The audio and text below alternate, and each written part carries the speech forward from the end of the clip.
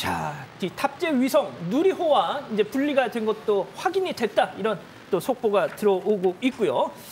아, 진짜 교수님, 제가 아까 이제 속보가 와서 말씀 중에 좀 끊었는데 일단 이번 3차 발사가 성공이 된다. 그러면 이게 어떤 의미를 갖는지도 좀 설명을 주시죠. 네, 3차 발사 성공이라고 하는 건 이제 성공에 대한 성공률을 66%까지 가져갈 수 있다라고 하는 거고요.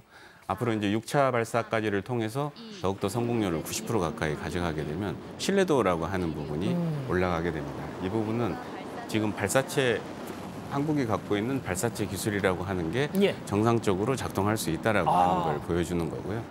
그래서 앞으로는 위성이 국내 위성뿐만이 아니라 이제 해외 위성들을 수주를 해서 발사를 갖다가 할 수 있는 발사 서비스까지를 하게 되면 어떤 이 발사체로부터 비즈니스적인 측면에서도 많은 도움을 얻을 수 있을 것으로 생각하고 있습니다. 예, 지금 주 탑재 위성 차세대 소형 위성 2호 분리에 성공했다라는 속보도 들어오고 있고요.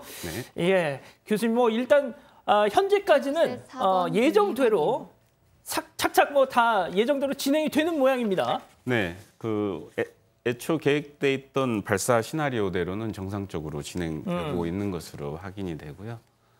잠시 후 자세한 결과는 이제 비행 데이터를 토대로 해서 분석 결과를 아마 브리핑을 할 것으로 생각을 하지만 지금으로 봐서는 큐브위성까지 5차 분리까지가 성공이 된 것으로 판단이 됩니다. 예.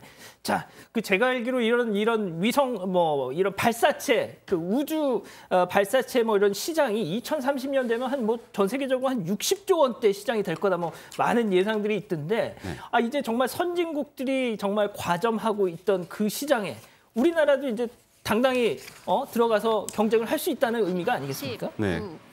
민간주도 우주 개발이라고 하는 게 세계적인 트렌드화가 되었고요.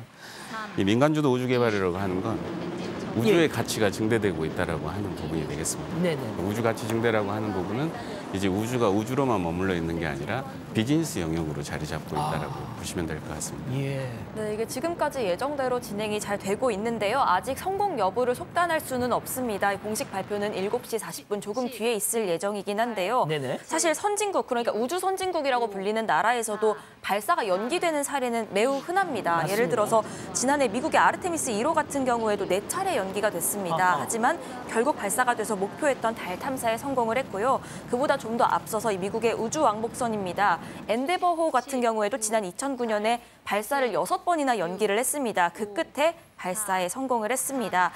그러니까 이 과기정통부 항우연 모두 발사 이전에 굉장히 많은 문제가 발생할 수 있고 오히려 문제점을 미리 발견해서 보완할 기회를 한 차례 얻은 게 다행이라는 입장을 밝히기도 했는데요. 일단 지금까지의 이 발사는 예정대로 잘 진행이 되고 있는 것 같습니다.